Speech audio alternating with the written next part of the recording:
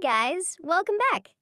Tonight we're heading somewhere dusty, somewhere with sand, stone, and just way too many gods for anyone to actually keep track of. Yeah, we're talking about ancient Egypt.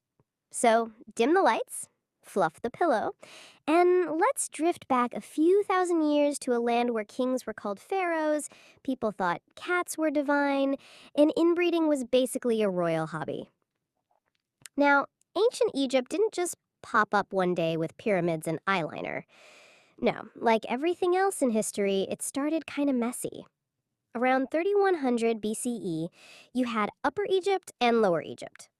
Upper Egypt was in the south, which makes no sense until you realize the Nile flows backwards, north to the Mediterranean. Geography, always out to confuse us. Anyway, these two lands weren't exactly friends. They were more like neighbors who fought over who had the better crops and prettier temples. Eventually, a guy named Narmer, or maybe Menes, because historians still can't agree, decided he'd had enough of the split and just mushed the two together. Congratulations, you've now got the first pharaoh and the beginning of dynasties. And oh boy, there would be a lot of dynasties. 31 in total, give or take, depending on who's counting. Egypt was the original long-running TV series, except without Netflix recaps. The early pharaohs were all about proving they were semi-divine. They wore crowns shaped like bowling pins stacked on salad bowls, they built big tombs, and they spent a suspicious amount of time worrying about the afterlife. Because nothing says powerful ruler like planning your death decor decades in advance. Let's float forward a bit to the Old Kingdom. This is the age of pyramids. You know, the giant triangles tourists still crawl all over today. The first big boy was the Step Pyramid of Djoser, designed by a guy named Imhotep. Yes, that Imhotep, the one Hollywood turned into a sexy mummy villain. In reality, he was more of a nerdy architect doctor priest combo. Probably had terrible handwriting too. Then came the famous Great Pyramids at Giza, built by kings with names that sound like sneezes: Khufu, Khafre, and Menkaure. These guys poured so many resources into their tombs that you'd think they were planning to live in them, which, in a way, they were. But, spoiler alert, all those fancy chambers still got robbed eventually. Honestly, if you spend 20 years stacking limestone blocks, at least make a decent lock.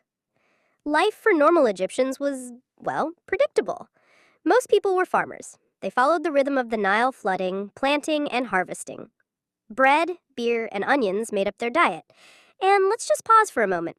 Onions were sacred. Yes, imagine worshipping onions. That was Egypt. Religion was basically the national pastime. They had gods for everything.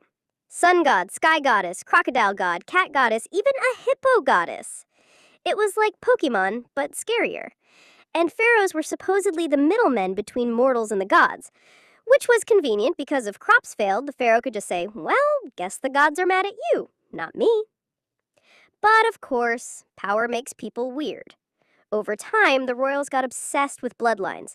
They wanted to keep the divine blood pure, which is historians speak for marrying their sisters, cousins, nieces, sometimes all of the above.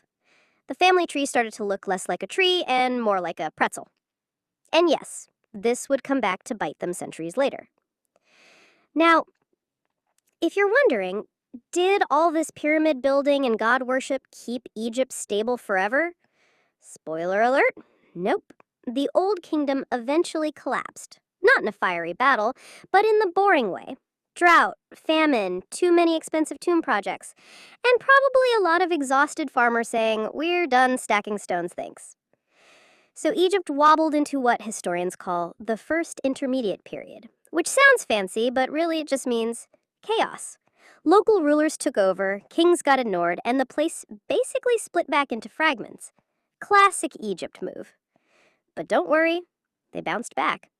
The Middle Kingdom showed up with new pharaohs who tried to act like responsible adults. They focused less on giant pyramids and more on irrigation, trade, and making sure people didn't starve. Which was, thoughtful. The art and literature of this period also flourished. You had stories, poems, and even how to be a good official manuals.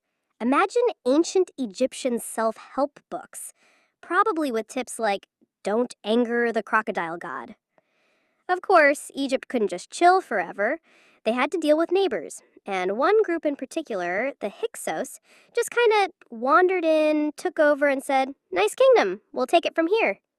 Egyptians hated them. They introduced horses and chariots, which Egyptians later adopted, but at the time it felt like foreign invaders crashing a very exclusive party. Eventually, Egypt rallied, kicked the Hyksos out, and entered what's called the New Kingdom.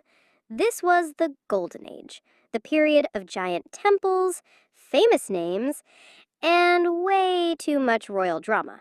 And that's where we'll float next, because if you think pyramid building pharaohs were eccentric, wait until you meet their descendants.